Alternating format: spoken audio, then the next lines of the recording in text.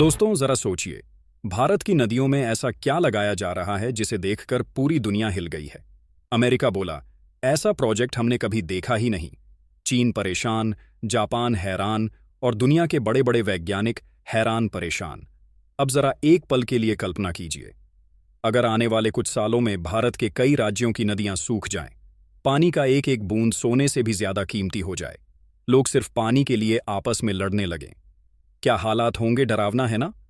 असलियत यही है दोस्तों, भारत में पानी की कहानी हमेशा उलझी रही है।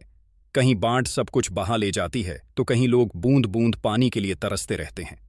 असम और बिहार जैसे राज्य हर साल बाढ़ में डूबते हैं, वहीं राजस्थान और गुजरात जैसे राज्य सूखे से जूझते रहते हैं। अगर आपको वीडियो अच्छा लगे तो कमेंट में जय हिंद लिखना ना भूलें। ये सिर्फ पानी की कमी नहीं, बल्कि भारत की सबसे बड़ी चुनौती है। और अब इस चुनौती का सामना करने के लिए भारत ने उठाया है इतिहास का सबसे बड़ा कदम। नदियों को जोड़ने का सपना। भारत ने एक ऐसा मास्टर प्लान बनाया है जिसे सुनकर दुनिया दंग रह गई। इस प्लान का नाम है नेशनल रिवर लिंकिंग प्रोजेक्ट। यह कोई साधारण योजना नहीं, बल्कि एक ऐसा कदम है जो भारत के नक्शे को बदल सकता है। इसका मकसद है देश की 37 नदियों को जोड़ना।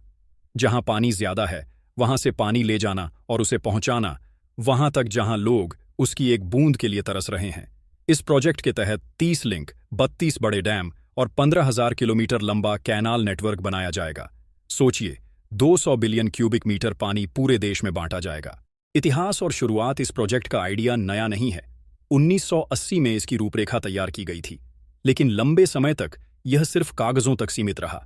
2002 में सुप्रीम कोर्ट ने सरकार को इसे गंभीरता से लागू करने का आदेश दिया और अब प्रधानमंत्री नरेंद्र मोदी के नेतृत्व में यह प्रोजेक्ट तेजी से आगे बढ़ रहा है। सबसे पहला लिंक है केन बेतवा प्रोजेक्ट। यह मध्य प्रदेश और उत्तर प्रदेश के बुंदेलखंड क्षेत्र को जोड़ता है। जहां लोग हमेशा पानी की कमी से परेशान रहते थे, वहां यह प्रोजेक्ट नई उम्मीद लेकर आएगा। टेक्नोलॉजी और हाईटेक सिस्टम। दोस्तों, यह सिर्फ नहरें और डैम बनाने का काम नहीं है। इसमें भारत ने टेक्नोलॉजी का भी जबरदस्त इस्तेमाल किया है। इस प्रोजेक्ट में लगाए जाएंगे satellite system, GIS mapping, smart sensor, AI आधारित प्रेडिक्शन सिस्टम।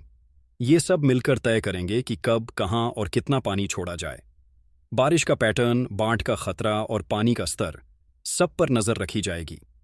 आज चीन और अमेरिका तक इस स्तर की स्मार्ट वाटर मैनेजमेंट तकनीक का इस्तेमाल नहीं कर पाए हैं, लेकिन भारत यहां भी उनसे आगे निकल चुका है। फायदे किसानों से लेकर देश तक। इस प्रोजेक्ट से सबसे बड़ा फायदा होगा किसानों को। भारत की 60% खेती आज भी मानसून पर निर्भर है।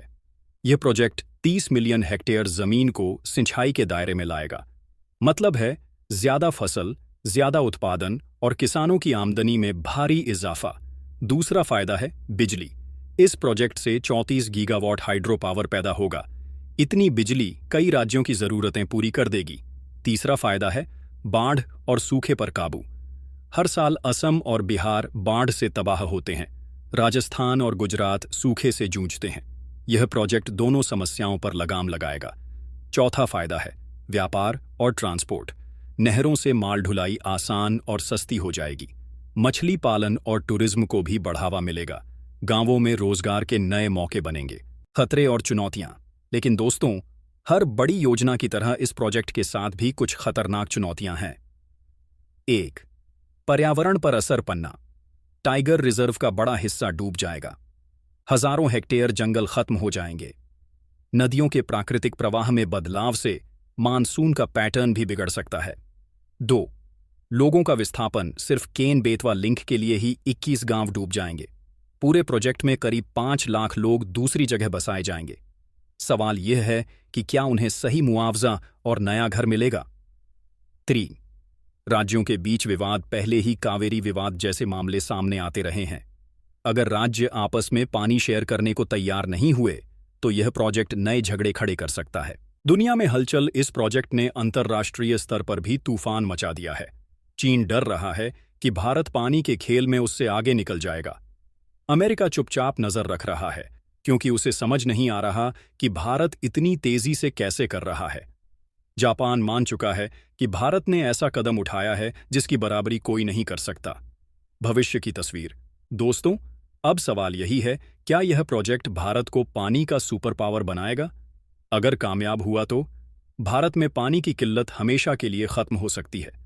किसान खुशहाल होंगे, शहरों को पानी मिलेगा, भारत दुनिया को नई दिशा दिखाएगा। लेकिन अगर असफल हुआ तो पर्यावरण को भारी नुकसान होगा, लाखों लोग बेघर होंगे और यह प्रोजेक्ट एक महंगा सपना बनकर रह जाएगा। निष्कर्ष दोस्तों, यह प्रोजेक्ट सिर्फ पानी का नहीं बल्कि भारत की ताकत और सोच का प्रतीक है। आज दुनिया के बड़े बड़े देश भारत की ओर देख रहे हैं। चीन, अमेरिका और जापान जानना चाहते हैं कि क्या भारत यह नामुमकिन काम कर पाएगा। अब फैसला समय के हाथ में है। क्या यह प्रोजेक्ट किसानों के जीवन में नई उम्मीद लाएगा? क्या हमारे शहर पानी की कमी से बच जाएंगे, या फिर यह हमारी नदियों और जंगलों के लिए सबसे बड़ा खतरा बन जाएगा? तो दोस्तों, आपको क्या लगता है? क्या भारत यह जोखिम उठाकर सही कर रहा है? कमेंट बॉक्स में अपनी राय जरूर लिखिए और हमारे चैनल आनंद एजुकेशन 2.0 को सब्सक्राइब करो। भारत के इस कदम के लिए बोलिए जय हिंद, जय भारत।